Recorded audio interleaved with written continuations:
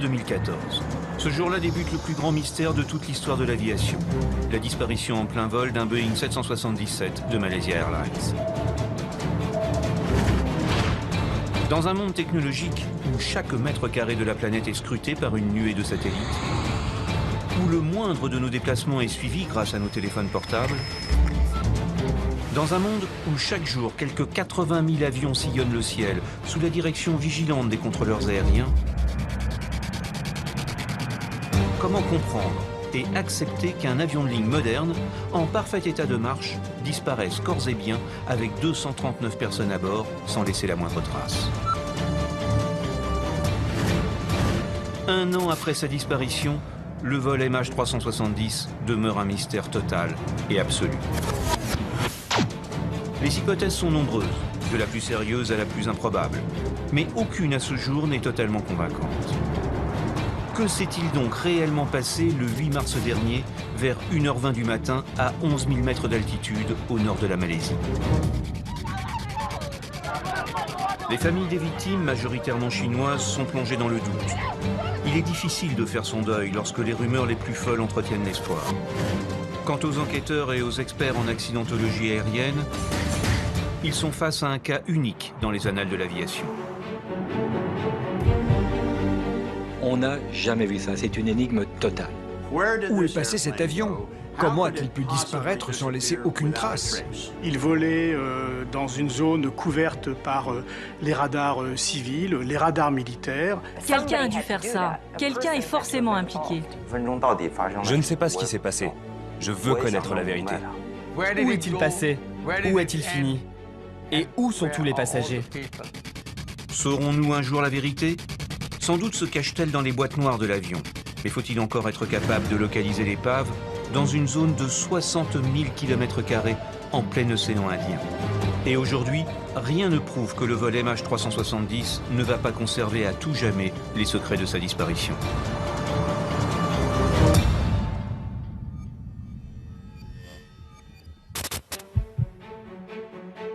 Comme des milliers d'internautes avant nous, nous allons tenter ensemble de comprendre l'incompréhensible. Première étape de notre investigation, cerner les faits réellement établis. Ensuite, nous étudierons les 3 hypothèses sur lesquelles travaillent les enquêteurs aéronautiques et nous essaierons d'en cerner les points forts et les points faibles. Pour nous aider, nous avons sollicité 3 experts. Jean-Paul Troadec, ancien responsable du BEA, le Bureau Enquête et Analyse de l'Aviation Civile Française. Bob McIntosh, ancien enquêteur au NTSB, le Bureau National de la Sécurité des Transports américains, et Gérard Felzer, ancien commandant de bord instructeur chez Air France. L'histoire débute le 8 mars 2014, à l'aéroport de Kuala Lumpur en Malaisie. Ce soir-là, le vol MH370 à destination de Pékin est prévu à l'heure. Le vol doit durer 6h30 et l'équipage a embarqué 49 tonnes de kérosène, soit 8 heures de vol en conditions normales. L'avion est un Boeing 777-200, équipé de 2 moteurs Rolls-Royce. À bord, les 12 membres d'équipage ont accueilli 227 passagers de 14 nationalités différentes. 153 Chinois, 38 Malaisiens, 6 Australiens, mais aussi 4 Français, 3 Américains et 2 Canadiens. Le commandant de bord s'appelle Zahari Hamad Shah. À 53 ans, il cumule plus de 18 000 heures de vol et est également instructeur chez Malaysia. Le copilote est plus jeune. Farik Abdulhamid a 27 ans et ne compte que 2700 heures de vol. À 0h41, le Boeing décolle de la piste de Kuala Lumpur. Rapidement après leur décollage, l'équipage quitte la fréquence de la tour de l'aéroport et prend contact avec le centre de contrôle en route de Subang. Les échanges radio entre les contrôleurs sont parfaitement normaux. Seule question, on ignore qui, du commandant ou du copilote, répond depuis l'avion. La voix enregistrée n'a jamais pu être formellement identifiée par les autorités, même si la femme du commandant, elle, a reconnu la voix de son mari.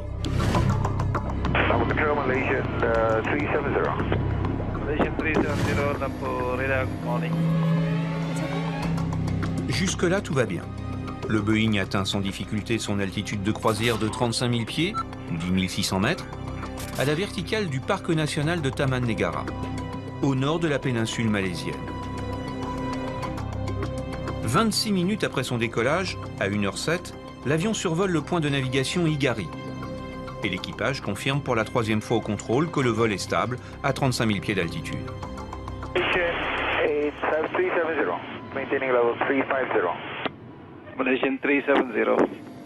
Au même moment, le Boeing 777 envoie un message à CARS.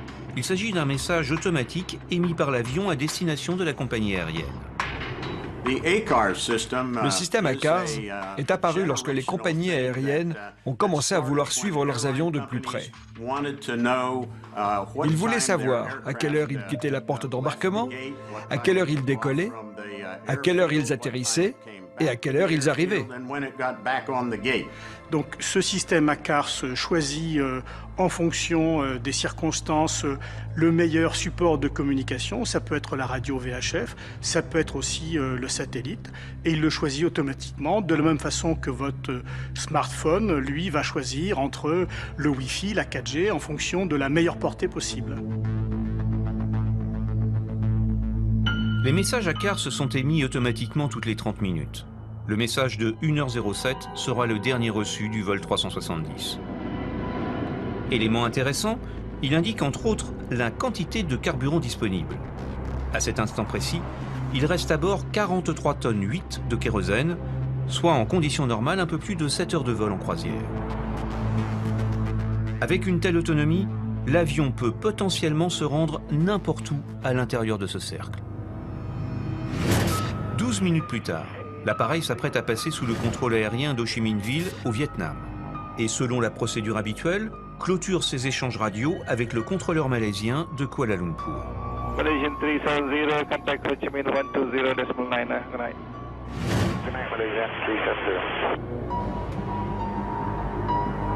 C'est le dernier message audible du vol 370. L'avion ne prendra jamais contact avec le contrôle vietnamien. Les contrôleurs, ils l'attendaient cet avion, sauf qu'il n'est jamais arrivé. Encore plus étonnant, 2 minutes plus tard, le transpondeur du vol MH370 cesse de fonctionner, rendant l'avion invisible pour les radars civils. Tous les avions sont suivis au sol par des radars civils et militaires. Il y a des radars primaires. Radar primaire, c'est simplement, vous envoyez une onde, elle revient, 300 000 km/s, vous calculez la distance et vous positionnez l'avion en altitude et en cap. Les radars secondaires, ce sont les radars du contrôle aérien civil. Ce sont ceux qui fonctionnent à partir de la détection du transpondeur. Ça veut dire que l'avion, lui, il transmet en même temps que l'onde qui se réfléchit des informations sur l'avion lui-même. L'altitude, le cap, l'immatriculation. Si bien que le contrôleur, sur son scope, il a toutes les informations concernant cet avion et uniquement cet avion. Et si on coupe le transpondeur, le contrôle aérien civil ne peut plus vous voir. Dans un premier temps, les contrôleurs vietnamiens ne s'inquiètent pas. Finalement, 20 minutes plus tard, faute de contact avec le vol 370, ils avertissent enfin leurs collègues malaisiens. Effectivement, ils ont vraiment mis longtemps à réagir. Il finit par téléphoner à son collègue en Malaisie en disant « Écoute, j'ai toujours pas de nouvelles de ton avion, qu'est-ce qui se passe ?» Et à partir de là, panique à bord, on commence à déclencher des procédures d'urgence. Les radars civils et militaires de la région sont interrogés, mais personne ne semble avoir détecté le Boeing malaisien. À 6h30 du matin, il faut se rendre à l'évidence. Le vol MH370 ne s'est pas posé à Pékin. 1 heure plus tard, les autorités malaisiennes annoncent que l'avion est officiellement porté disparu. La Malaysia Airlines confirme que le vol MH370 a perdu tout contact avec le contrôle aérien de Supa à 2h40 du matin. Avec la levée du jour, les recherches débutent en mer de Chine autour de la zone où l'avion s'est évanoui des écrans radars. À Pékin, les familles comprennent peu à peu la gravité de la situation. Les parents de Ying Lei étaient à bord de l'avion. Le 8 mars, j'étais à Paris où j'ai créé une entreprise. Et ce jour-là, comme d'habitude, je travaillais normalement. Sarah Bedjak, elle, attendait son conjoint de retour de voyage. J'ai eu la confirmation que le vol MH370 avait disparu en regardant sur Internet, où j'ai trouvé un article de CNN. C'est mon neveu qui m'a envoyé un texto sur WeChat. Dès qu'il m'a prévenu du drame, j'ai tout de suite acheté un billet d'avion pour rentrer. J'ai finalement eu des nouvelles de Malaysia Airlines cet après-midi-là vers 14h30. En recoupant avec les autres sources d'informations, j'ai compris que le vol avait réellement disparu. À Kuala Lumpur, Krishnamurti Mutali est journaliste indépendant. Il suit l'affaire dès les premières heures. L'annonce sur la disparition du vol MH370 fut tellement tardive que, rapidement, les rumeurs ont commencé à se répandre. C'est vraiment n'importe quoi. Je ne pensais pas qu'un gouvernement et une compagnie aérienne puissent être aussi confus. C'est incroyable. Et la méfiance s'est installée. Nous constatons que durant toute la journée du 8 mars, les premières recherches se concentrent sur la zone en mer de Chine, là où l'écho-radar a disparu. Comme la plupart des passagers étaient chinois, c'est la Chine qui, la première, a envoyé ses navires. Pour accélérer les recherches, l'Australie, la Nouvelle-Zélande et les États-Unis mobilisent en urgence de gros moyens aériens et maritimes. 3 jours après la disparition, la Chine focalise sur la zone 10 satellites à haute résolution à la recherche du moindre indice. Ces importants moyens permettent de repérer rapidement des débris et des traces de carburant à la surface de la mer. Reste à savoir s'ils proviennent du MH370. Il n'y a pas que les avions qui perdent de l'essence ou du kérosène, il y a les bateaux qui dégazent. Et donc les traces qui ont été évoquées comme pouvant provenir de l'avion n'ont jamais été identifiées comme telles et peuvent parfaitement provenir d'un bateau qui aurait dégazé un peu de fioul. Quant aux débris flottants récupérés par les secours, malheureusement, aucun n'appartenait à l'avion disparu. Le mystère est donc total. Et pour les familles, l'angoisse est terrible. Malgré l'importance des moyens de recherche mis en place, elles ont l'impression d'une confusion absolue de la part des autorités malaisiennes et de la compagnie aérienne. À environ 21h, ils ont annoncé en urgence une conférence de presse pour 22h. Nous explorons tous les aspects de ce qui aurait pu se passer avec cet avion. Donc déjà, une conférence de presse précipitée à 22h, ça met évidemment tout le monde à cran. Parce qu'on peut supposer qu'ils ont des choses à dire. Et une fois que nous aurons tous les rapports, nous en informerons tout le monde. Mais cette conférence, comme les suivantes, sera désespérément vide d'informations. La communication de crise est catastrophique et brutale. Les autorités n'hésitent pas à prévenir les familles de la disparition officielle de l'avion par un simple SMS. Je n'arrivais pas à en croire mes yeux. Premièrement, délivrer ce type d'informations de cette manière, parce qu'ils n'ont donné aucune explication. Ils disaient juste, à peu de choses près, sans l'ombre d'un doute, l'avion est irrémédiablement perdu. Mais le fait de recevoir ça par SMS 3 minutes avant le début de la conférence de presse, donc avec toute l'angoisse qui s'était accumulée, j'ai simplement craqué. J'arrivais à peine à me concentrer sur la conférence de presse, tellement j'étais choquée. Mais, pour vous informer tous, même dans leur relation avec les familles. Par exemple, ils n'ont pas cru bon d'utiliser les services d'un traducteur chinois. Ils leur ont parlé en anglais. Le ton monte rapidement avec les familles, notamment en Chine. Le 25 mars, 200 personnes manifestent à Pékin devant l'ambassade de Malaisie. Elles veulent savoir ce que sont devenus leurs proches. Mais les informations officielles précises sont trop peu nombreuses. Et les autorités malaisiennes contredisent souvent les éléments déjà publiés. Nous ne savons plus qui croire ou quelle info est correcte. À Pékin, plusieurs personnalités, dont de hauts gradés malaisiens, ont été chahutées. Des bouteilles ont même été lancées alors qu'ils se présentaient devant les familles chinoises.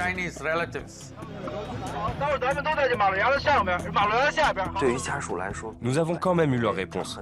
Mais toutes les familles ne sont pas satisfaites pour autant, parce que les autorités ne répondent pas directement et ouvertement à nos questions. Et sur certains points, ils ne nous répondent même pas du tout. Les familles en sont persuadées, les autorités ne disent pas toute la vérité. D'autant que des rumeurs commencent à circuler sur une éventuelle détection de l'avion la nuit de la disparition par des radars militaires.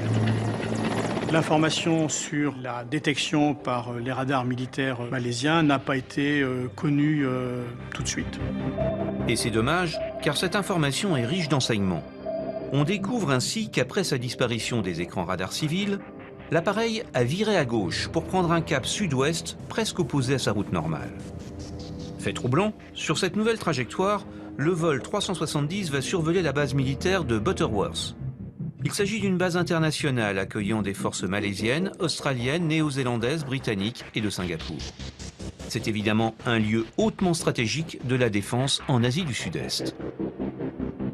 Je ne sais pas pour vous, mais je ne peux pas croire qu'une base militaire puisse avoir autorisé un 777 non identifié à voler au-dessus d'elle. Et pourtant, ils affirment que c'est le cas. Du coup, on se demande pourquoi ces 5 pays ont été complices, en ignorant un avion inconnu volant en direction de Kuala Lumpur et passant juste au-dessus d'une base militaire. Ça paraît invraisemblable. Alors on dit, on nous cache des choses.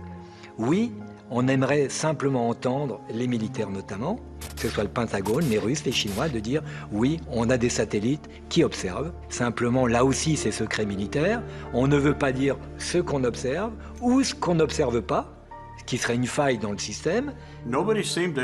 En tout cas, personne ne s'est manifesté pour dire qu'il avait vu cet avion. Mais si l'avion n'est pas considéré comme une menace, il n'y a pas forcément de raison d'intervenir. De fait, les militaires ne sont pas intervenus, mais ont bel et bien détecté sur leur radar un écho non identifié correspondant au vol MH370. Cette détection permet de reconstituer la suite de la trajectoire. L'avion vire à nouveau cette fois vers la droite pour prendre un cap ouest-nord-ouest et s'engager au-dessus du détroit de Malacca, juste à la frontière entre la Malaisie et la Thaïlande.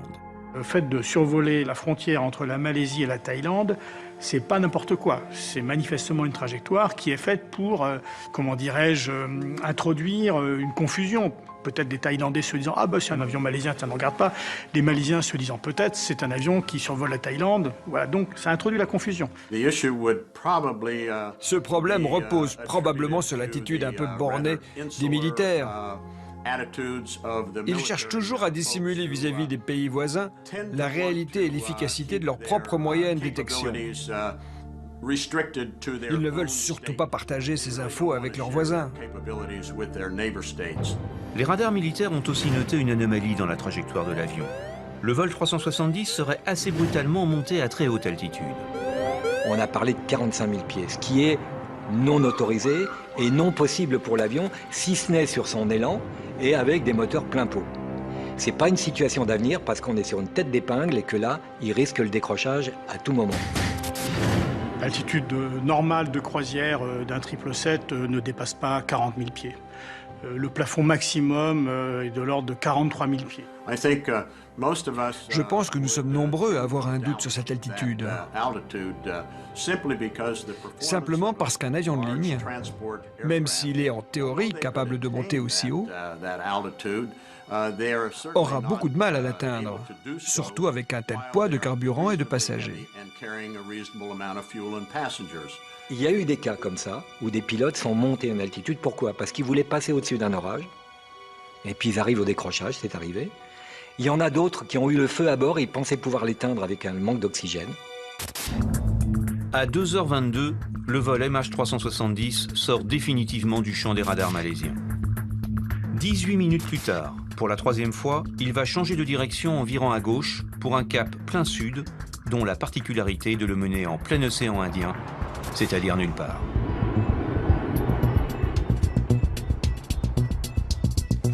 Aujourd'hui, ce dernier changement de cap est établi grâce aux enregistrements de la société britannique Inmarsat. Inmarsat, c'est une société anglaise qui a une constellation de satellites géostationnaires, 36 000 km de la Terre. Ça veut dire qu'il fixe un point sur la Terre, il tourne en même temps, ce qui lui permet d'être en contact avec tous les avions. C'est un signal de contrôle. Un signal un peu comme la tonalité d'un téléphone qui ne durerait qu'une fraction de seconde. Alors le satellite de communication interroge l'avion à peu près toutes les heures. Et l'objet du signal, c'est de vérifier si l'avion est toujours dans la zone de couverture du satellite. Durant toute la nuit, l'avion répond régulièrement aux sollicitations du satellite, laissant ainsi une indication précieuse sur sa trajectoire. Le dernier signal est reçu à 8h19 du matin. Et ce qu'on suppose, c'est qu'il fait suite à une panne de moteur, c'est-à-dire les deux moteurs tombant en panne, le système électrique de l'avion se déconnecte, il y a un système de secours qui se reconnecte, et au moment de la reconnexion, on reprend contact avec le satellite. Et comme par hasard, ça s'est arrêté au bout de quelques 8 heures de vol, parce que l'avion s'est crashé, et là, il n'y avait plus de signal. L'interprétation de ces signaux, que les techniciens appellent des pings, va demander plusieurs jours aux spécialistes d'Inmarsat pour reconstituer la trajectoire probable du vol 370. Mais ça reste relativement approximatif, ce n'est pas une trajectoire très précise. Élément intéressant toutefois, l'alignement des différents pings enregistrés après le dernier changement de cap dessine une ligne pratiquement droite, difficile à tenir en pilotage manuel. Conclusion, sur ce dernier tronçon, l'avion était probablement en pilotage automatique. Sous pilote automatique, ça ne veut pas dire forcément qu'il n'y avait pas un pilote à bord, puisque dans une croisière normale, l'avion est sous pilote automatique. À partir de ces signaux ping, les spécialistes de l'aviation civile britannique déterminent une zone de l'océan Indien à 2000 km à l'ouest de l'Australie. Le 17 mars, de nouvelles recherches sont engagées. 42 navires et 39 avions de 12 pays différents sillonnent une zone de 90 000 km², l'équivalent d'un pays comme la Hongrie. C'est la première fois dans l'histoire que de tels moyens sont engagés pour retrouver un avion. En avril et à la mi-avril, les conditions de mer étaient difficiles et les vents très violents. Les recherches menées par les avions et par les navires n'ont rien détecté. Mais en même temps, on a utilisé également des satellites. Les satellites modernes peuvent détecter depuis l'espace des objets gros comme un ballon de football. On a effectivement détecté un certain nombre d'images de la surface de l'eau, mais quand les navires et les avions sont arrivés à proximité, il n'y avait plus rien. Donc on ne sait pas en fait si on a vu des débris de l'avion ou pas. La zone de recherche s'est déplacée du sud de la mer de Chine à la mer d'Andaman, du détroit de Malacca jusqu'à une zone en plein océan Indien. Puis elle s'est déplacée encore en se rapprochant de Perth, en Australie.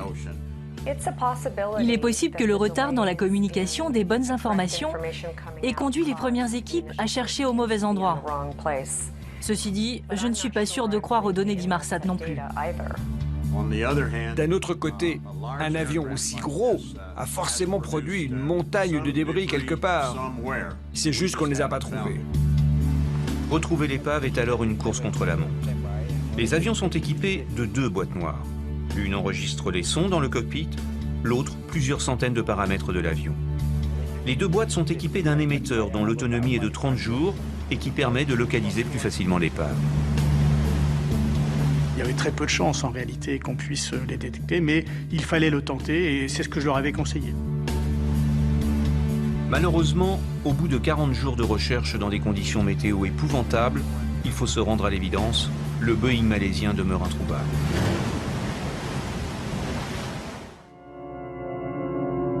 Cet échec renforce le désespoir et la suspicion des familles, d'autant que la communication avec les autorités malaisiennes ou la compagnie aérienne demeure très difficile. Si vous tentez de cacher ou de retarder la révélation d'informations, les gens vont immédiatement se méfier. Rapidement, les gens ont perdu confiance dans la capacité de la Malaysia Airlines à diffuser des informations. Malaysia Airlines appartient au gouvernement malaisien. Ils veulent donc a priori la même chose. Tout comme l'aviation civile, qui gère le contrôle aérien et qui dépend directement du gouvernement. À ma connaissance, ils n'ont à ce jour jamais partagé les informations de base qu'ils détiennent. ce qui me rend très suspicieuse. Pourquoi faire de la rétention d'informations? Nous sommes très mécontents de Malaysia Airlines et du gouvernement malaisien. Parler en public, ce n'est pas leur fort. Ils sont mauvais en communication. Ils ne savent pas dire les choses clairement et honnêtement. On pourrait croire qu'ils veulent cacher le fait qu'en tant que pays, ils ont fait systématiquement n'importe quoi. Dès les premiers jours, parallèlement aux recherches, une enquête internationale est lancée. Elle regroupe les spécialistes des services de la sécurité aérienne malaisiens, chinois, britanniques et américains. Nous découvrons que les enquêteurs travaillent sur 3 grandes hypothèses. Un problème technique, une action terroriste ou un acte de suicide. Première piste, le problème technique, comme par exemple une dépressurisation. Dans ce cas, l'air respirable s'échappe de la cabine. Il y a 2 sortes de dépressurisation.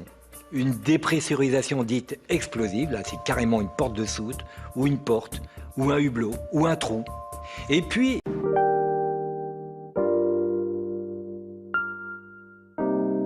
il y a la dépressurisation lente. Ça peut être un défaut dans la carlingue, ça peut être dans une porte également.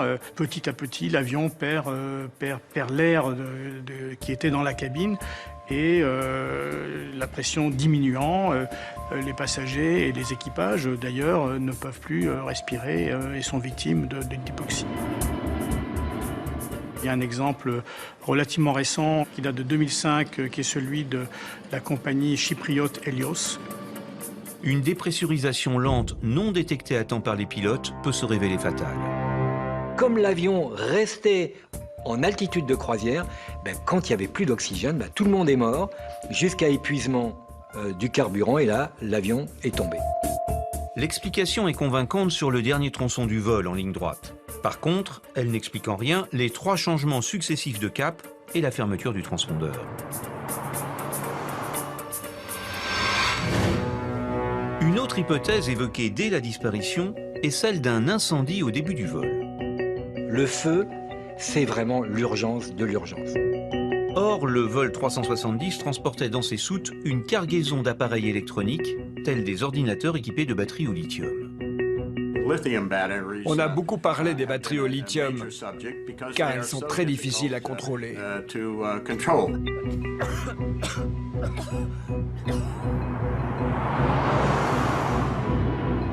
Après l'avoir nié dans un premier temps, Malaysia Airlines a finalement reconnu que des batteries au lithium se trouvaient bel et bien dans les soutes de l'avion. L'avion transportait de petites batteries au lithium, pas de grosses batteries. Et tout ça était bien conditionné. De petites batteries certes, mais en grande quantité. La cargaison électronique embarquée à bord du vol pesait 2,8 tonnes. On a vu des exemples où, sur Japan Airlines, des batteries lithium ont pris feu spontanément. On l'a vu sur Egyptair au sol, où il y a un feu de soute qui a provoqué avec l'oxygène, puisque c'était près de la bouteille d'oxygène, sous le cockpit, un véritable chalumeau qui a fait porter la température du cockpit à plus de 800 degrés. Michel Armand est un expert en matière de combustion de piles au lithium. Quand une batterie prend feu, d'abord c'est quelque chose d'extrêmement violent. C'est en quelques secondes que toute la batterie prend feu. Il y a eu des accidents où des gens ont été gravement brûlés par l'explosion de leur téléphone portable. De plus, une batterie dégage des composés relativement toxiques, en particulier du fluorure d'hydrogène, qui est un gaz d'une toxicité presque comparable à celle de l'acide cyanhydrique. Les incidents aériens impliquant des batteries au lithium sont nombreux. Sur les 20 dernières années, on en compte plus de 120. Les normes de sécurité ont d'ailleurs été fortement renforcées et aujourd'hui, les cargaisons sont censées être spécialement conditionnées pour éviter tout risque d'incendie à bord.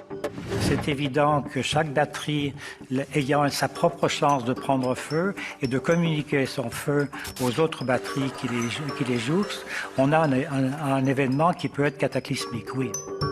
Victime de gaz extrêmement toxiques, l'équipage, conscient que sa mort était imminente, aurait alors volontairement changé de cap pour éviter que l'avion ne s'écrase sur une zone habitée en Chine et ne fasse de victimes supplémentaires.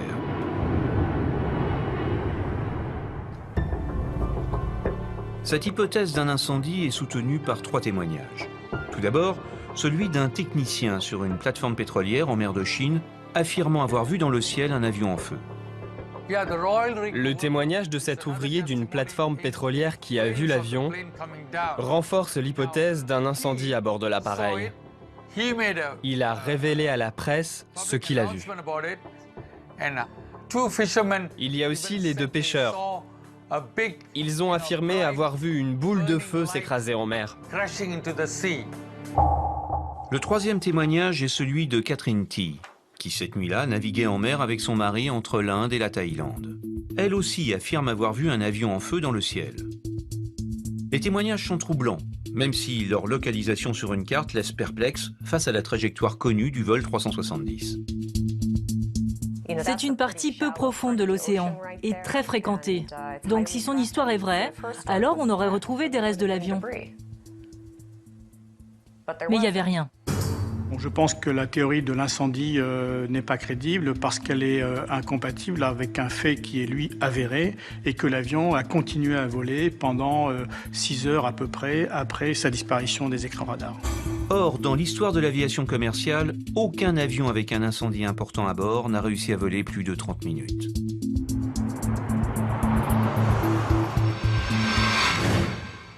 Pour les enquêteurs, la deuxième grande hypothèse est celle d'une action terroriste. Dans les heures suivant la disparition, la liste des passagers est évidemment passée au crible à la recherche d'un suspect ayant des connaissances en matière de pilotage. On a parlé beaucoup sur Internet de cette possibilité que cet avion fasse un remake du 11 septembre. Les cibles pour des terroristes sont nombreuses dans la région, depuis les tours Petronas de Kuala Lumpur jusqu'à la base américaine de Diego Garcia en plein océan Indien. Après tout, il y a quelques passagers dont on n'est pas sûr de leur identité. Il y a notamment 2 Iraniens qui ont embarqué sous une fausse identité avec des passeports volés. Parmi les passagers se trouvait également une vingtaine d'employés de la société Freescale, spécialisée dans les armes électroniques et le camouflage radar des avions. Pouvait-il constituer une cible pour des terroristes ?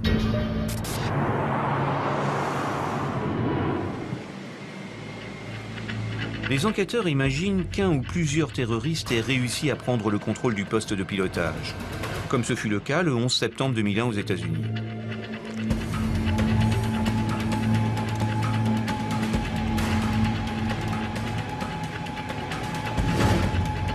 Pourtant, depuis cette date, l'accès au cockpit est en théorie impossible.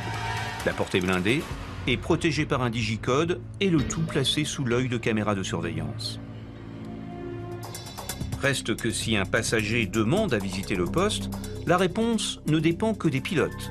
Et parfois, cette réponse est positive.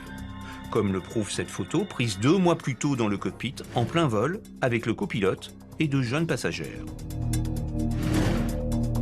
Autre possibilité, une prise d'otage à main nue des passagers ou des membres d'équipage et un chantage fait aux pilotes pour leur faire ouvrir la porte.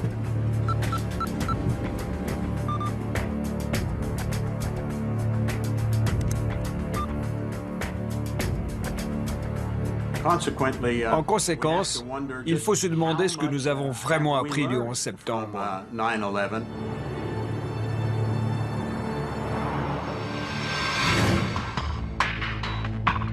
Il est possible également que grâce à une complicité au sein du personnel navigant, les terroristes aient pu se procurer des armes.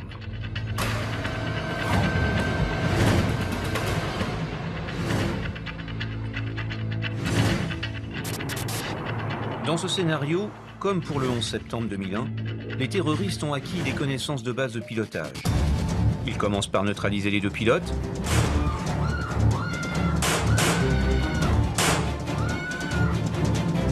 et prennent le contrôle de l'avion. Ensuite, pour rendre l'appareil invisible au contrôle aérien, ils coupent le transpondeur, et même le système ACARS, dont l'arrêt est un peu plus compliqué. Alors pour le débrancher, c'est pas un bouton on-off. Il faut rentrer dans l'ordinateur de bord, il y a un clavier, il y a une molette, et on tourne les pages, et à ce moment-là, on déverrouille des pages pour pouvoir le bloquer, notamment à l'émission. Pour des individus déterminés, trouver ce type d'information n'est malheureusement pas très difficile. Pire, En 2 clics sur le web, on peut même trouver le moyen d'accéder à la soute électronique d'un Boeing 777 et de débrancher l'ensemble des systèmes. C'est ici que se situent tous les ordinateurs. C'est l'unité centrale.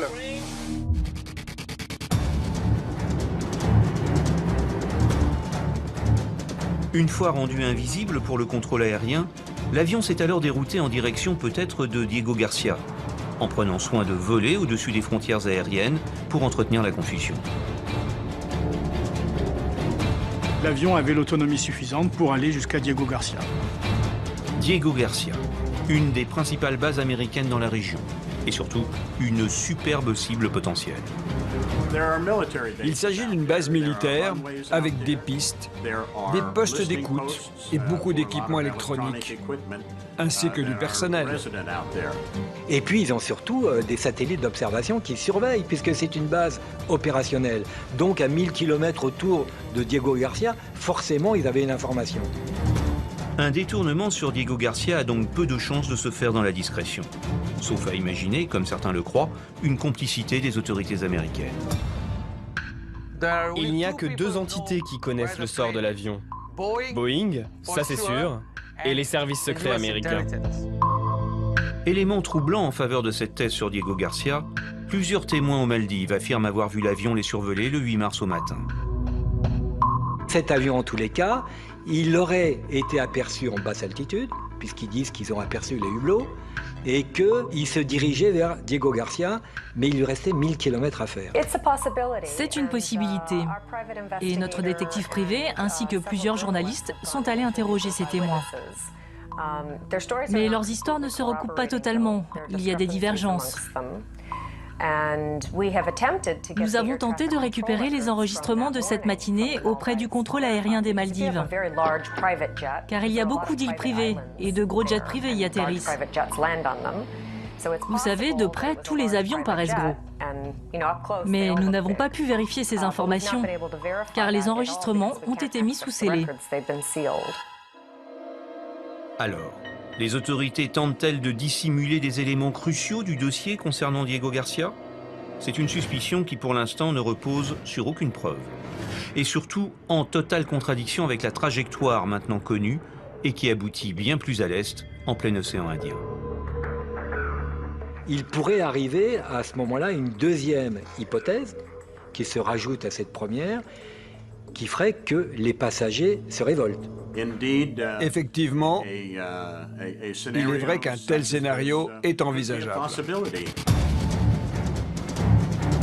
Comme ce fut le cas sur le vol 93 du 11 septembre 2001, les passagers ont peut-être réussi à maîtriser les terroristes, qui entre-temps avaient tué les 2 pilotes. Dans la bagarre, un coup de feu a pu partir, et la balle transperçait le fuselage, entraînant une dépressurisation lente. Sans pilote à bord, avec un oxygène se raréfiant, les passagers étaient alors condamnés à une hypoxie mortelle. Dans ce scénario, l'avion a ensuite poursuivi son vol en pilotage automatique, comme le prouve sa trajectoire rectiligne, jusqu'à l'épuisement de son carburant.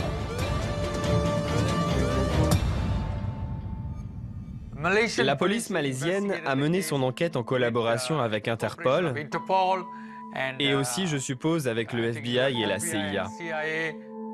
Mais l'hypothèse terroriste bute sur une difficulté. Qui étaient donc les terroristes? Les 2 Iraniens étaient en fait de jeunes clandestins se rendant en Europe à la recherche d'un peu plus de liberté. Leurs 2 passeports avaient été volés à des touristes en Thaïlande, dont un Italien très surpris de se retrouver sur la liste des victimes.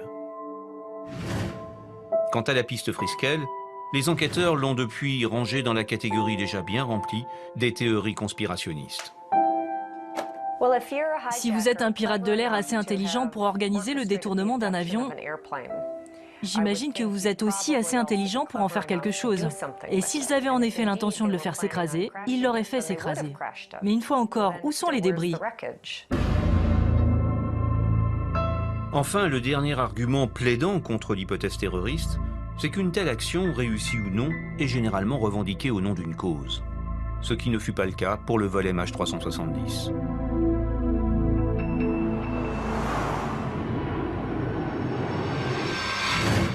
Reste une dernière hypothèse. Lorsqu'on s'interroge sur les raisons de la disparition du MH370, immédiatement la question du suicide se pose. De fait, les cas de suicide sont rares, mais existent dans les annales de l'aviation. Le plus fameux date de 1999, où le copilote d'un Boeing égyptien assurant la liaison New York-Le Caire a volontairement fait plonger l'avion dans l'océan 1 heure après le décollage.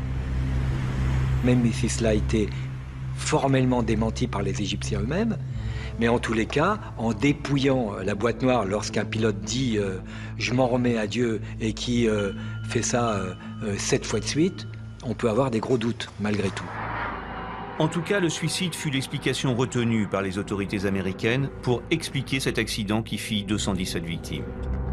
C'est arrivé sur un Royal Air Maroc où il y avait une copilote qui suppliait son commandant de bord de ne pas se suicider. Elle n'a pas pu résister.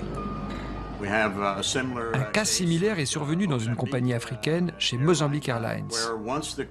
Sur un vol, un des 2 pilotes est sorti du poste. L'autre a aussitôt verrouillé la porte pour rester seul dans le cockpit. À partir de là, il a eu le champ libre pour abattre sa dernière carte et commettre son crime en toute tranquillité. Une tentative réussie de suicide pourrait-elle expliquer la disparition du vol 370 ? Un des 2 pilotes a-t-il attendu que son collègue ait besoin d'aller aux toilettes pour s'enfermer dans le poste et mener tout le monde à la mort? Comme les portes sont sécurisées, eh bien, le gars, il ne peut plus rentrer. Mais même sécurisée, une porte ou une cloison peuvent se fracturer. Ce n'est qu'une question de temps. Je n'imagine pas qu'un des 2 pilotes, à l'extérieur du cockpit, se croise les bras en attendant que la porte s'ouvre pendant 6 heures. Ça n'existe pas, ça. L'hypothèse que certains ont faite est que l'avion serait monté très haut, justement pour priver les passagers d'oxygène. Souvenez-vous, dans le détroit de Malacca, les radars militaires ont enregistré une montée à plus de 45 000 pieds, soit plus de 13 700 mètres. S'agissait-il d'accélérer le manque d'oxygène, plongeant les passagers dans l'inconscience puis la mort? Un détail important, la réserve des masques individuels n'est que de 15 minutes. Mais pour être crédible, cette hypothèse repose sur une tendance suicidaire d'un des 2 pilotes. Farid Abdulhamid, le copilote, n'a que 27 ans.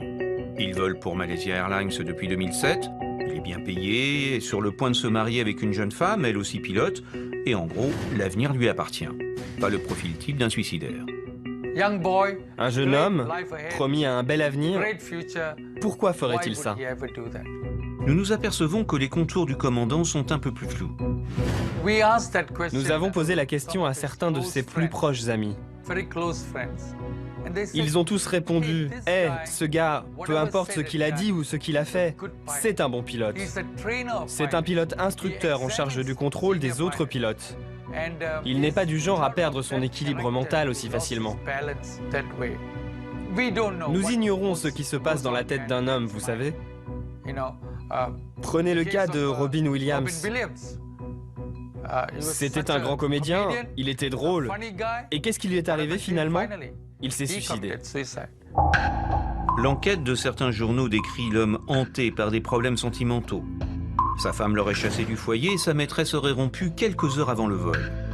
En tout cas, le commandant a reçu, juste avant le départ, l'appel d'une femme, passé à partir d'un téléphone portable souscrit sous un faux nom. Ces éléments n'ont jamais été confirmés par la famille. Les enquêteurs se sont également intéressés à l'éventuel rôle d'une motivation religieuse. Le capitaine Zahari n'était pas un fanatique. C'était un homme bon, juste, qui ne prêtait pas attention aux races. Et sur le plan religieux, c'était un modéré. Le commandant Zahari était également très engagé en politique. Et la veille du vol 370, son ami leader de l'opposition, Anwar Ibrahim, a été condamné à une peine de prison. De là à entraîner 272 personnes dans un suicide collectif. Des membres du Parlement malaisien appartenant à l'opposition ont affirmé que Zahari n'était pas du genre à créer des problèmes à la nation. Encore moins à détruire un avion au nom de son idéologie politique. Reste que la propre fille du commandant a témoigné dans la presse que son père était depuis quelque temps devenu distant, sombre et renfermé. Un témoignage qu'elle a ensuite contesté.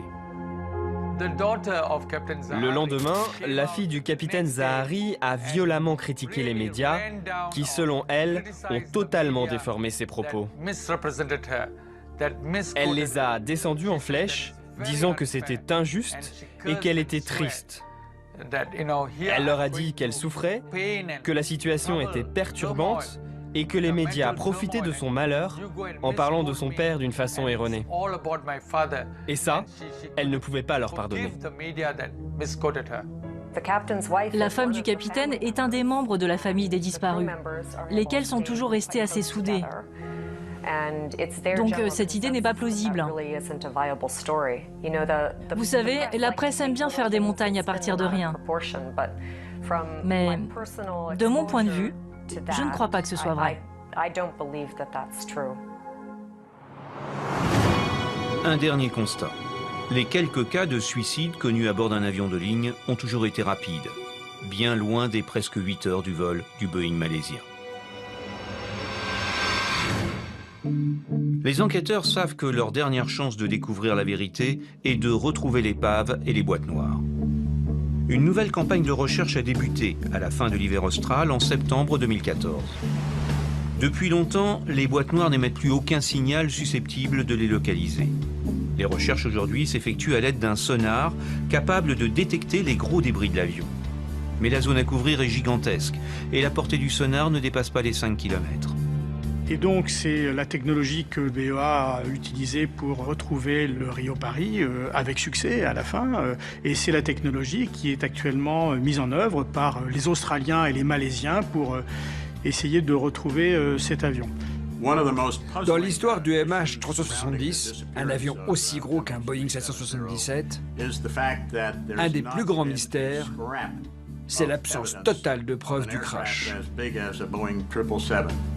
ne m'attends pas à ce qu'ils trouvent quoi que ce soit. Je ne crois pas que l'avion soit là. C'est comme chercher une aiguille dans une botte de foin. Il a disparu dans une zone très large et on ne saura probablement jamais ce qui s'est passé si on ne retrouve pas ces fameuses boîtes noires. Aujourd'hui, il y a même débat sur la zone de recherche. Certains reprochent à la Malaisie et à l'Australie de s'obstiner à chercher au mauvais endroit. Il y a deux questions à se poser. D'abord, ces données sont-elles réelles ? Ensuite, ont-elles été correctement analysées ? Donc si en effet c'est un complot géopolitique et que le Royaume-Uni est impliqué, ce qui est un des scénarios, ça veut dire que le Royaume-Uni aurait pu falsifier les données Inmarsat.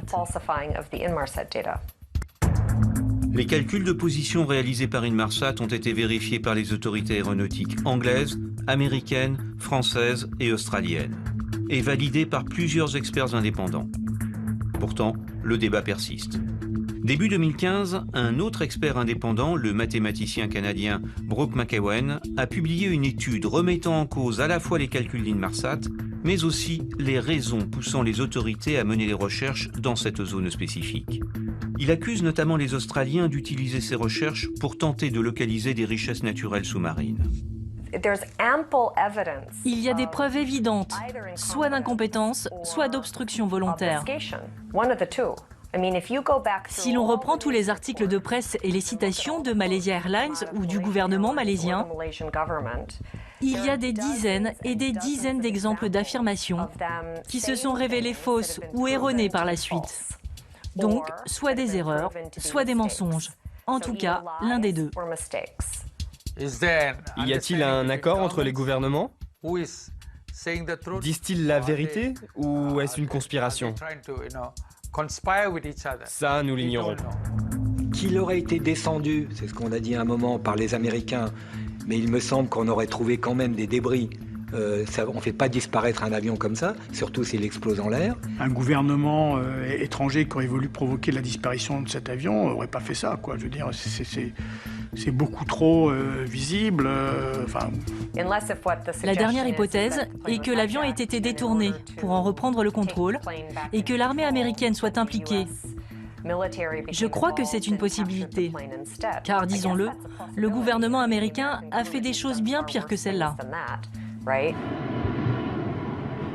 En juin 2014, les familles des victimes ont proposé une récompense de 5 millions de dollars à toute personne susceptible de mettre à jour la vérité sur la disparition du vol MH370. Aujourd'hui, pour tous ceux qui ont perdu un proche, le deuil est difficile, voire impossible, et la douleur reste entière. Les millions de dollars de récompense n'ont suscité aucune révélation, et le mystère demeure total. Même si jusqu'à présent les autorités malaisiennes n'ont pas réussi à expliquer la disparition du vol MH370, nous pouvons tirer malgré tout plusieurs leçons autour de la disparition de cet avion. La disparition du vol MH370 accélère la mise en place de nouveaux systèmes de traçage des avions. Les autorités aéronautiques mondiales poussent les compagnies à équiper leurs appareils de ces nouveaux dispositifs. D'ici quelques années, où qu'ils se trouvent, les avions en vol seront suivis en temps réel et en théorie ne pourront plus jamais disparaître.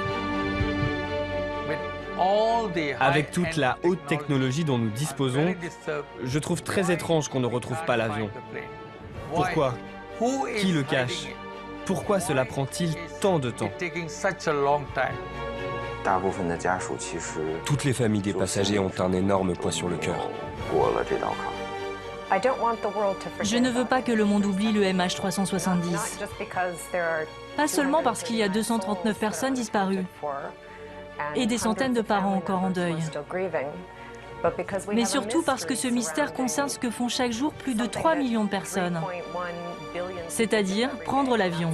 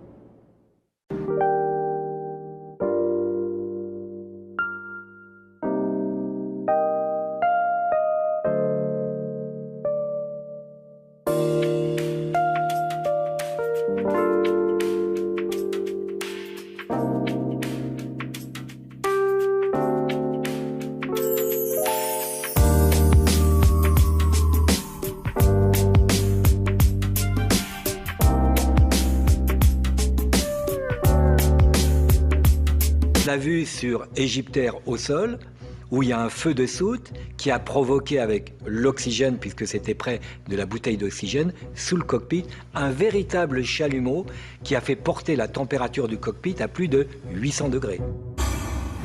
Michel Armand est un expert en matière de combustion de piles au lithium.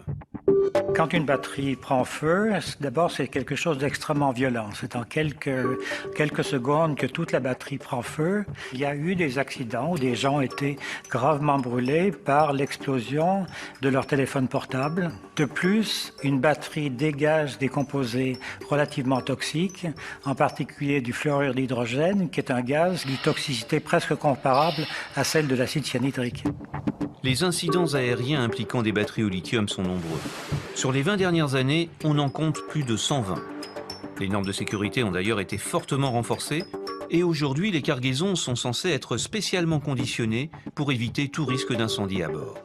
C'est évident que chaque batterie ayant sa propre chance de prendre feu et de communiquer son feu aux autres batteries qui les jouxtent, on a un événement qui peut être cataclysmique, oui. Victime de gaz extrêmement toxiques, l'équipage, conscient que sa mort était imminente, aurait alors volontairement changé de cap pour éviter que l'avion ne s'écrase sur une zone habitée en Chine et ne fasse de victimes supplémentaires.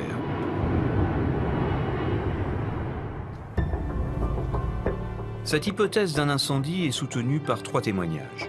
Tout d'abord, celui d'un technicien sur une plateforme pétrolière en mer de Chine, affirmant avoir vu dans le ciel un avion en feu.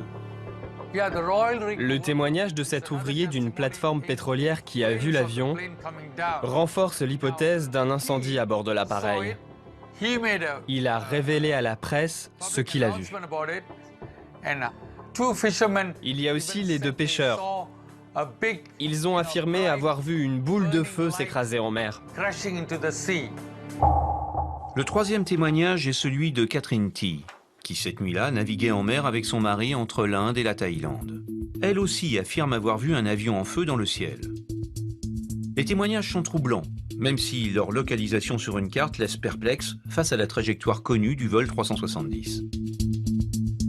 C'est une partie peu profonde de l'océan et très fréquentée. Donc si son histoire est vraie, alors on aurait retrouvé des restes de l'avion. Mais il n'y avait rien.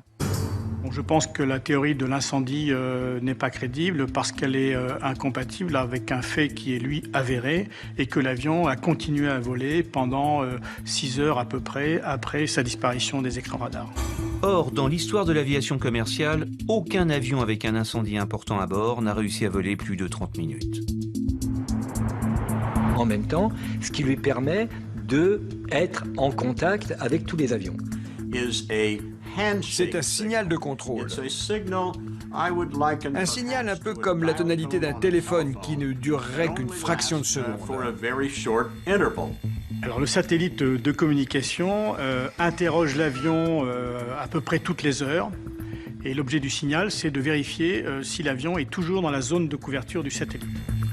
Durant toute la nuit, l'avion répond régulièrement aux sollicitations du satellite, laissant ainsi une indication précieuse sur sa trajectoire. Le dernier signal est reçu à 8h19 du matin. Et ce qu'on suppose, c'est qu'il fait suite à une panne de moteur, c'est-à-dire les deux moteurs tombant en panne, le système électrique de l'avion se déconnecte, il y a un système de secours qui se reconnecte, et au moment de la reconnexion, on reprend contact avec le satellite. Et comme par hasard, ça s'est arrêté au bout de quelques 8 heures de vol, parce que l'avion s'est crashé, et là, il n'y avait plus de signal. L'interprétation de ces signaux, que les techniciens appellent des pings, va demander plusieurs jours aux spécialistes d'Inmarsat pour reconstituer la trajectoire probable du vol 370.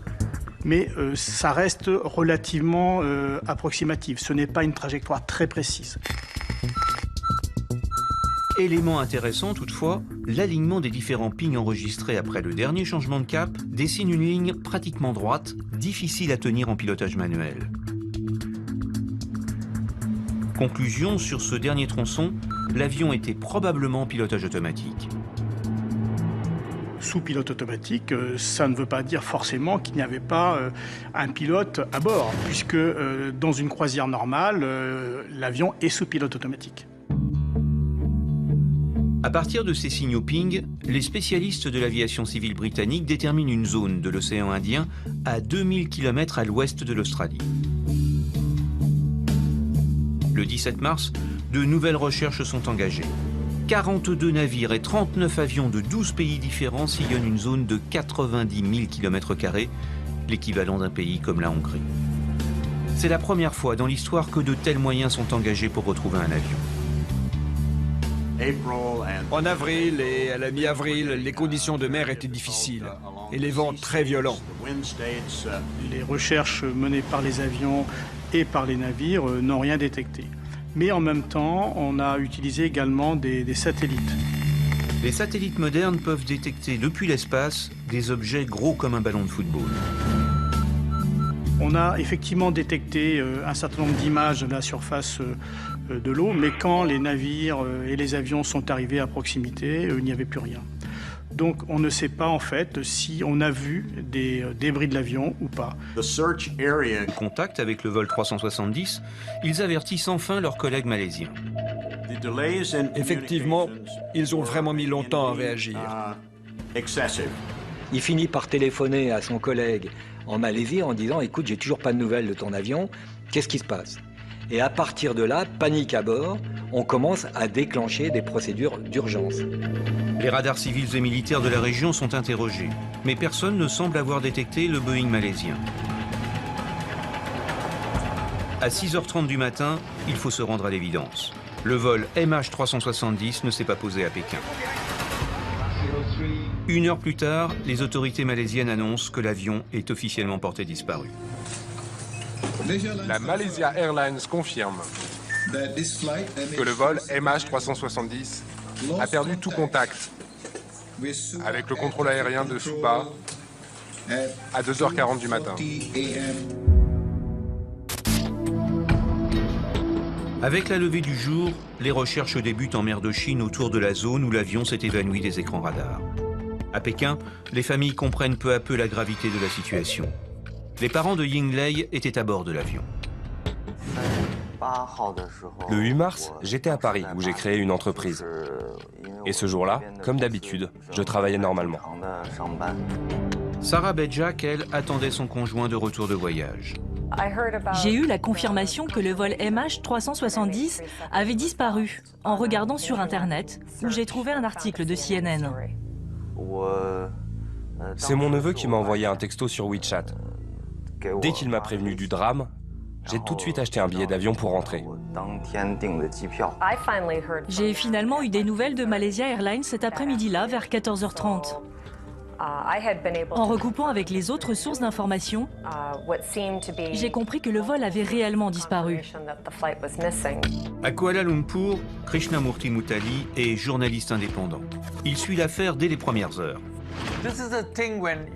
L'annonce sur la disparition du vol MH370 fut tellement tardive que, rapidement, les rumeurs ont commencé à se répandre. C'est vraiment n'importe quoi. Je ne pensais pas qu'un gouvernement et une compagnie aérienne puissent être aussi confus. C'est incroyable. Et la méfiance s'est installée. Nous constatons que durant toute la journée du 8 mars, les premières recherches se concentrent sur la zone en mer de Chine, là où l'écho radar a disparu. Comme la plupart des passagers étaient chinois, c'est la Chine qui, la première, a envoyé ses navires. Pour accélérer les recherches, l'Australie, la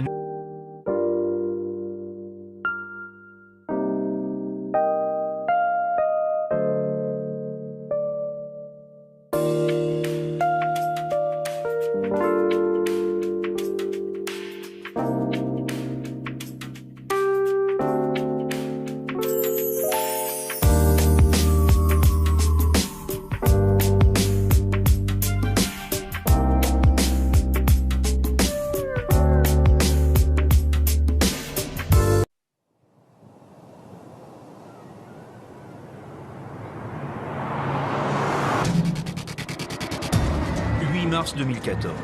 Ce jour-là débute le plus grand mystère de toute l'histoire de l'aviation. La disparition en plein vol d'un Boeing 777 de Malaysia Airlines. Dans un monde technologique où chaque mètre carré de la planète est scruté par une nuée de satellites, où le moindre de nos déplacements est suivi grâce à nos téléphones portables, dans un monde où chaque jour quelques 80 000 avions sillonnent le ciel sous la direction vigilante des contrôleurs aériens,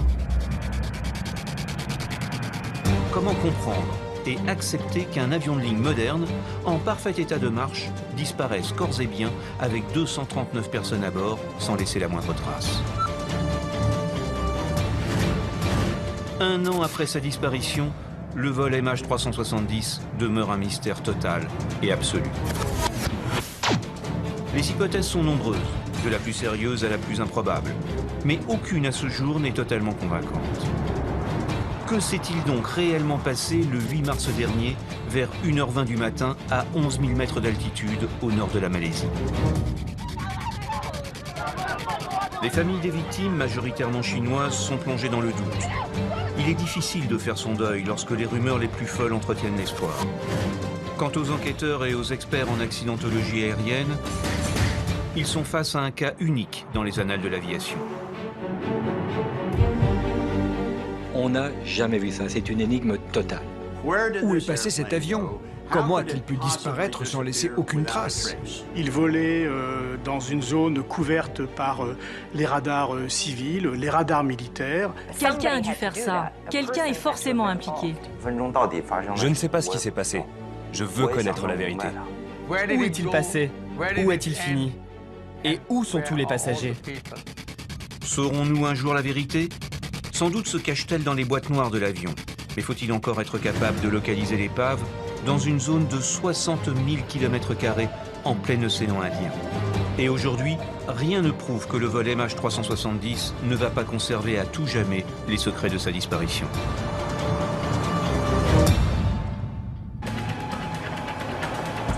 À 6h30 du matin, il faut se rendre à l'évidence.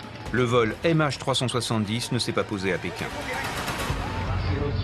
1 heure plus tard, les autorités malaisiennes annoncent que l'avion est officiellement porté disparu. La Malaysia Airlines confirme que le vol MH370 a perdu tout contact avec le contrôle aérien de Supa à 2h40 du matin. Avec la levée du jour, les recherches débutent en mer de Chine autour de la zone où l'avion s'est évanoui des écrans radars. À Pékin, les familles comprennent peu à peu la gravité de la situation. Les parents de Ying Lei étaient à bord de l'avion. Le 8 mars, j'étais à Paris où j'ai créé une entreprise. Et ce jour-là, comme d'habitude, je travaillais normalement. Sarah Bedjak, elle, attendait son conjoint de retour de voyage. J'ai eu la confirmation que le vol MH370 avait disparu en regardant sur Internet, où j'ai trouvé un article de CNN. C'est mon neveu qui m'a envoyé un texto sur WeChat. Dès qu'il m'a prévenu du drame, j'ai tout de suite acheté un billet d'avion pour rentrer. J'ai finalement eu des nouvelles de Malaysia Airlines cet après-midi-là, vers 14h30. En recoupant avec les autres sources d'informations, j'ai compris que le vol avait réellement disparu. À Kuala Lumpur, Krishnamurti Mutali est journaliste indépendant. Il suit l'affaire dès les premières heures. L'annonce sur la disparition du vol MH370 fut tellement tardive que, rapidement, les rumeurs ont commencé à se répandre. C'est vraiment n'importe quoi. Je ne pensais pas qu'un gouvernement et une compagnie aérienne puissent être aussi confus. C'est incroyable. Et la méfiance s'est installée. Nous constatons que durant toute la journée du 8 mars, les premières recherches se concentrent sur la zone en mer de Chine, là où l'écho radar a disparu. Comme la plupart des passagers étaient chinois, c'est la Chine qui, la première, a envoyé ses navires. Pour accélérer les recherches, l'Australie, la Nouvelle-Zélande et les États-Unis mobilisent en urgence de gros moyens aériens et maritimes. 3 jours après la disparition, la Chine focalise sur la zone 10 satellites à haute résolution à la recherche du moindre indice.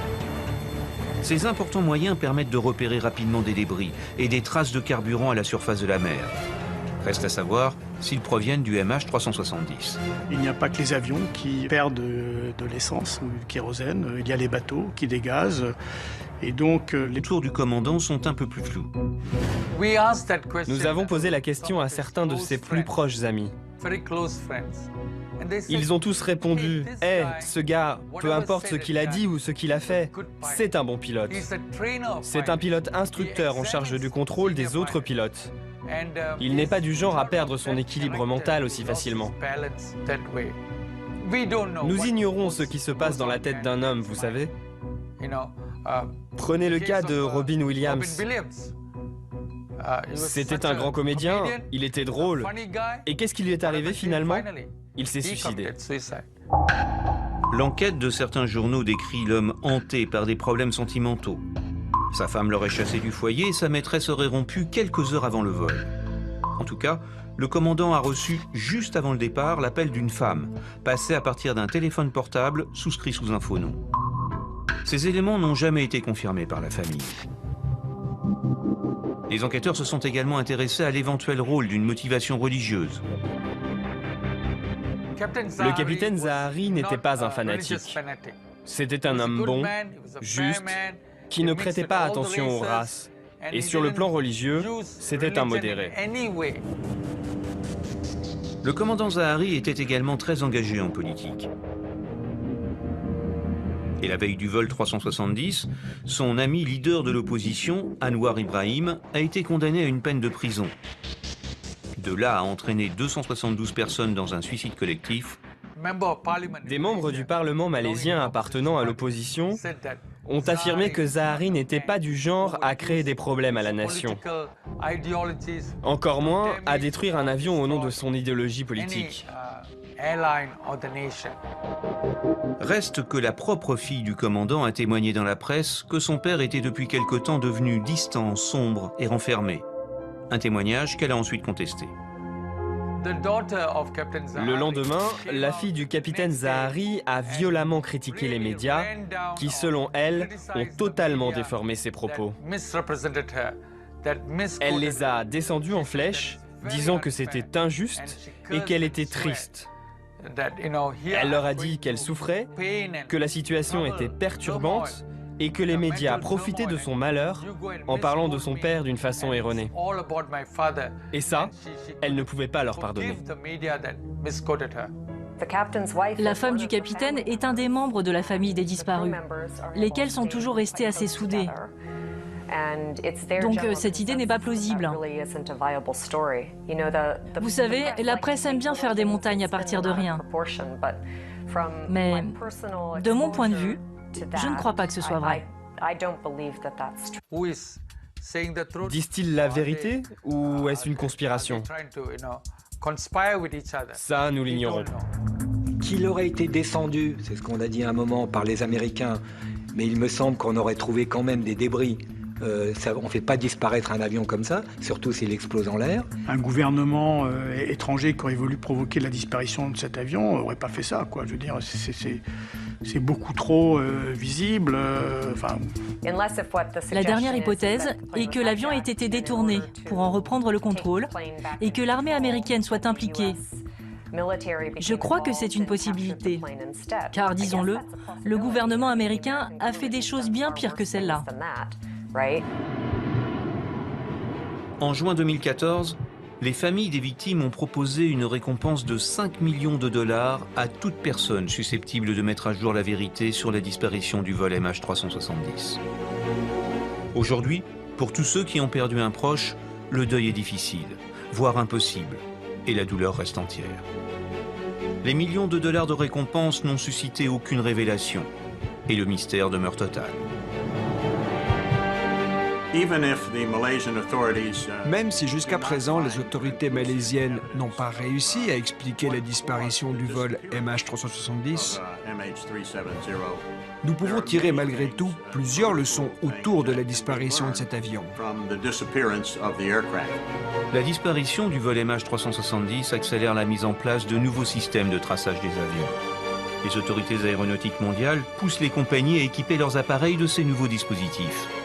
D'ici quelques années, où qu'ils se trouvent, les avions en vol seront suivis en temps réel et en théorie ne pourront plus jamais disparaître.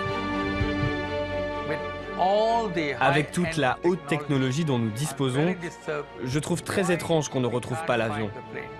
Pourquoi? Qui le cache? Pourquoi cela prend-il tant de temps?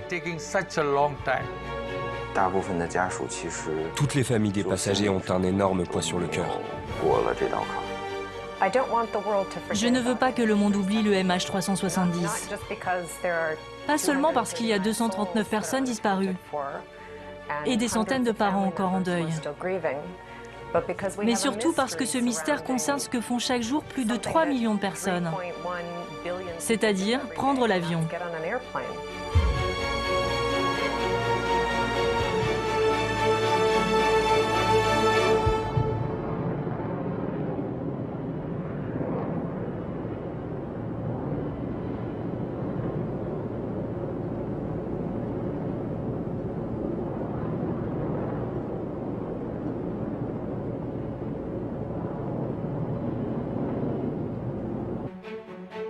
Comme des milliers d'internautes avant nous, nous allons tenter ensemble de comprendre l'incompréhensible. Première étape de notre investigation, cerner les faits réellement établis. Ensuite, nous étudierons les 3 hypothèses sur lesquelles travaillent les enquêteurs aéronautiques et nous essaierons d'en cerner les points forts et les points faibles. Pour nous aider, nous avons sollicité 3 experts.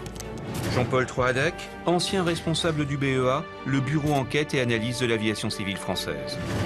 Bob McIntosh, ancien enquêteur au NTSB, le Bureau national de la sécurité des transports américains, et Gérard Felzer, ancien commandant de bord instructeur chez Air France. L'histoire débute le 8 mars 2014, à l'aéroport de Kuala Lumpur en Malaisie. Ce soir-là, le vol MH370 à destination de Pékin est prévu à l'heure. Le vol doit durer 6h30 et l'équipage a embarqué 49 tonnes de kérosène, soit 8 heures de vol en conditions normales. L'avion est un Boeing 777-200, équipé de 2 moteurs Rolls-Royce. À bord, les 12 membres d'équipage ont accueilli 227 passagers de 14 nationalités différentes. 153 Chinois, 38 Malaisiens, 6 Australiens, mais aussi 4 Français, 3 Américains et 2 Canadiens. Le commandant de bord s'appelle Zahari Hamad Shah. À 53 ans, il cumule plus de 18 000 heures de vol et est également instructeur chez Malaysia. Le copilote est plus jeune. Farik Abdulhamid a 27 ans et ne compte que 2700 heures de vol. À 0h41, le Boeing décolle de la piste de Kuala Lumpur. Rapidement après leur décollage, l'équipage quitte la fréquence de la tour de l'aéroport et prend contact avec le centre de contrôle en route de Subang. Les échanges radio entre les contrôleurs sont parfaitement normaux. Seule question, on ignore qui, du commandant ou du copilote, répond depuis l'avion. La voix enregistrée n'a jamais pu être formellement identifiée par les autorités, même si la femme du commandant, elle, a reconnu la voix de son mari.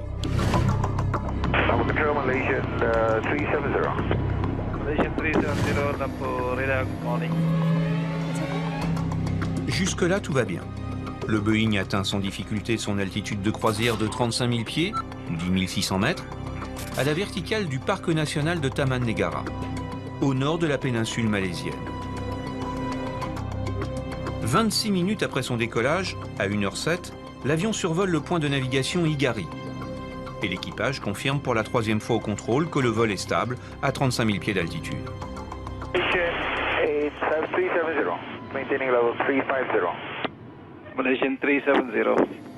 Au même moment, le Boeing 777 envoie un message à Kars.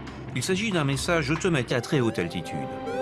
On a parlé de 45 000 pieds, ce qui est non autorisé et non possible pour l'avion, si ce n'est sur son élan et avec des moteurs plein pot. C'est pas une situation d'avenir parce qu'on est sur une tête d'épingle et que là, il risque le décrochage à tout moment. L'altitude normale de croisière d'un 777 ne dépasse pas 40 000 pieds. Le plafond maximum est de l'ordre de 43 000 pieds. Je pense que nous sommes nombreux à avoir un doute sur cette altitude. Simplement parce qu'un avion de ligne, même s'il est en théorie capable de monter aussi haut, aura beaucoup de mal à l'atteindre, surtout avec un tel poids de carburant et de passagers. Il y a eu des cas comme ça, où des pilotes sont montés en altitude. Pourquoi? Parce qu'ils voulaient passer au-dessus d'un orage, et puis ils arrivent au décrochage, c'est arrivé. Il y en a d'autres qui ont eu le feu à bord et ils pensaient pouvoir l'éteindre avec un manque d'oxygène. À 2h22, le vol MH370 sort définitivement du champ des radars malaisiens.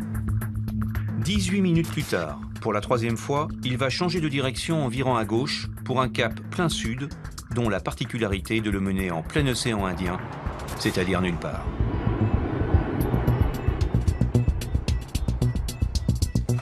Aujourd'hui, ce dernier changement de cap est établi grâce aux enregistrements de la société britannique Inmarsat.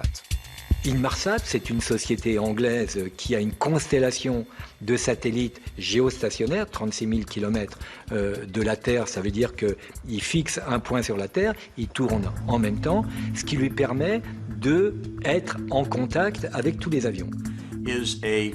C'est un signal de contrôle. Un signal un peu comme la tonalité d'un téléphone qui ne durerait qu'une fraction de seconde. Alors le satellite de communication interroge l'avion à peu près toutes les heures.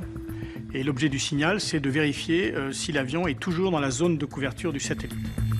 Durant toute la nuit, l'avion répond régulièrement aux sollicitations du satellite, laissant ainsi une indication précieuse sur sa trajectoire. Le dernier signal est reçu à 8h19 du matin. Et ce qu'on suppose, c'est qu'il fait suite à une panne de moteur, c'est-à-dire les deux moteurs tombant en panne, le système électrique de l'avion se déconnecte, il y a un système de secours qui se reconnecte et au moment de la reconnexion, on reprend contact avec le satellite. Et comme par hasard, ça s'est arrêté au bout de quelques 8 heures de vol parce que l'avion s'est crashé et là, il n'y avait plus de signal. L'interprétation de ces signaux, que les techniciens appellent des pings, va demander plusieurs jours aux spécialistes d'Inmarsat pour reconstituer la trajectoire probable du vol 370. Mais ça reste relativement approximatif. Ce n'est pas une trajectoire. Le satellite de communication interroge l'avion à peu près toutes les heures. Et l'objet du signal, c'est de vérifier si l'avion est toujours dans la zone de couverture du satellite. Durant toute la nuit, l'avion répond régulièrement aux sollicitations du satellite, laissant ainsi une indication précieuse sur sa trajectoire. Le dernier signal est reçu à 8h19 du matin. Et ce qu'on suppose, c'est qu'il fait suite à une panne de moteur, c'est-à-dire les deux moteurs tombant en panne, le système électrique de l'avion se déconnecte, il y a un système de secours qui se reconnecte et au moment de la reconnexion, on reprend contact avec le satellite. Et comme par hasard, ça s'est arrêté au bout de quelques 8 heures de vol parce que l'avion s'est crashé et là, il n'y avait plus de signal. L'interprétation de ces signaux, que les techniciens appellent des pings, va demander plusieurs jours aux spécialistes d'Inmarsat pour reconstituer la trajectoire probable du vol 370. Mais ça reste relativement approximatif. Ce n'est pas une trajectoire très précise.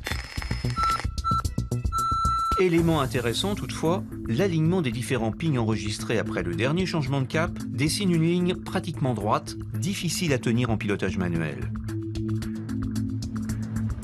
Conclusion, sur ce dernier tronçon, l'avion était probablement en pilotage automatique.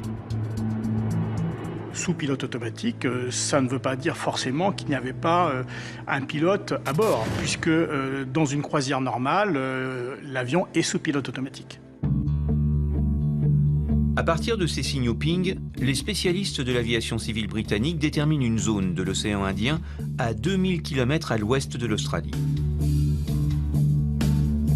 Le 17 mars, de nouvelles recherches sont engagées. 42 navires et 39 avions de 12 pays différents sillonnent une zone de 90 000 km², l'équivalent d'un pays comme la Hongrie. C'est la première fois dans l'histoire que de tels moyens sont engagés pour retrouver un avion. En avril et à la mi-avril, les conditions de mer étaient difficiles et les vents très violents. Les recherches menées par les avions et par les navires n'ont rien détecté. Mais en même temps, on a utilisé également des satellites. Les satellites modernes peuvent détecter depuis l'espace des objets gros comme un ballon de football. On a effectivement détecté un certain nombre d'images de la surface de l'eau, mais quand les navires et les avions sont arrivés à proximité, il n'y avait plus rien. Donc on ne sait pas en fait si on a vu des débris de l'avion ou pas. La zone de recherche s'est déplacée du sud de la mer de Chine à la mer d'Andaman, du détroit de Malacca jusqu'à une zone en plein océan Indien. Puis elle s'est déplacée encore en se rapprochant de Perth, en Australie. Reste que si un passager demande à visiter le poste, la réponse ne dépend que des pilotes. Et parfois, cette réponse est positive. Comme le prouve cette photo prise 2 mois plus tôt dans le cockpit, en plein vol, avec le copilote et de jeunes passagères. Autre possibilité, une prise d'otage à main nue des passagers ou des membres d'équipage et un chantage fait aux pilotes pour leur faire ouvrir la porte.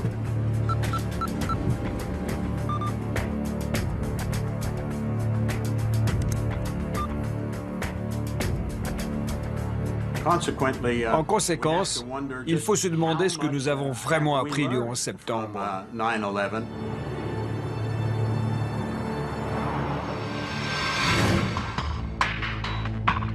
Il est possible également que grâce à une complicité au sein du personnel navigant, les terroristes aient pu se procurer des armes.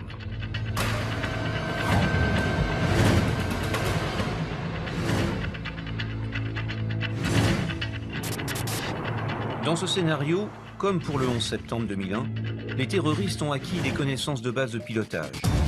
Ils commencent par neutraliser les deux pilotes,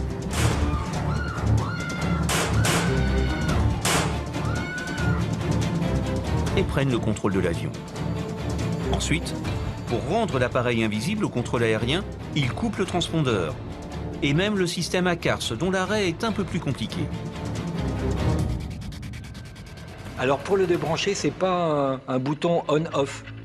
Il faut rentrer dans l'ordinateur de bord, il y a un clavier, il y a une molette, et on tourne les pages, et à ce moment-là, on déverrouille des pages pour pouvoir le bloquer, notamment à l'émission. Pour des individus déterminés, trouver ce type d'information n'est malheureusement pas très difficile. Pire, en 2 clics sur le web, on peut même trouver le moyen d'accéder à la soute électronique d'un Boeing 777 et de débrancher l'ensemble des systèmes. C'est ici que se situent tous les ordinateurs. C'est l'unité centrale.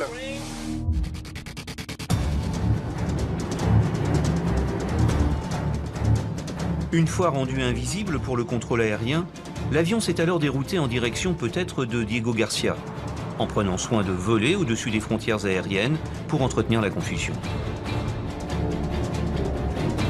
L'avion avait l'autonomie suffisante pour aller jusqu'à Diego Garcia. Diego Garcia, une des principales bases américaines dans la région, et surtout une superbe cible potentielle.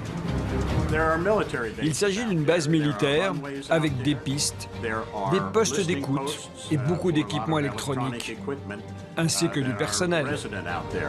Et puis ils ont surtout des satellites d'observation qui surveillent, puisque c'est une base opérationnelle. Donc à 1000 km autour de Diego Garcia, forcément ils avaient... À 0h41, le Boeing décolle de la piste de Kuala Lumpur. Rapidement après leur décollage, l'équipage quitte la fréquence de la tour de l'aéroport et prend contact avec le centre de contrôle en route de Subang. Les échanges radio entre les contrôleurs sont parfaitement normaux. Seule question, on ignore qui, du commandant ou du copilote, répond depuis l'avion.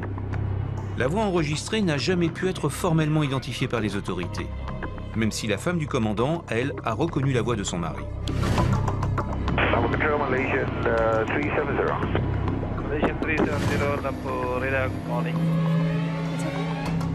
Jusque-là, tout va bien. Le Boeing atteint sans difficulté son altitude de croisière de 35 000 pieds, ou 10 600 mètres, à la verticale du parc national de Taman Negara, au nord de la péninsule malaisienne. 26 minutes après son décollage, à 1h07, l'avion survole le point de navigation Igari. Et l'équipage confirme pour la 3e fois au contrôle que le vol est stable à 35 000 pieds d'altitude.